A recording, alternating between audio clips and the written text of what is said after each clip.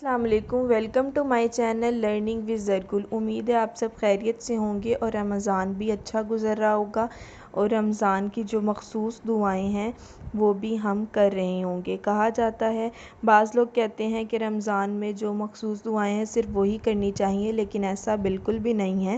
ہمیں زیادہ سے زیادہ رمضان میں ذکر اذکار کرنا چاہیے، بلکہ رمضان کے علاوہ پورا سال بھی۔ جیسا کہ پہلے عشرے کی دعا میں نے آپ کو بتائی تھی، اب دوسرے عشرہ مغفرت جسے کہا جاتا ہے، اس کی دعا میں آج آپ کو بتاؤں گی۔ اعوذ باللہ من الشیطان الرجیم، میں پناہ لیتی ہوں اللہ کی شیطان مردود سے۔ بسم اللہ الرحمن الرحیم، شروع اللہ کے نام سے جو بڑا مہربان نہایت رحم کرنے والا ہے۔ استغفر اللہ ربی من کل ذنب واتوب الیہ، میں اللہ سے تمام گناہوں کی بخشش مانگتا یا مانگتی ہوں جو میرا رب ہے، اور اسی کی طرف رجوع کرتی ہوں۔ اب یہ دوسرے عشرے کی دعا ہے، عشرہ مغفرت کی۔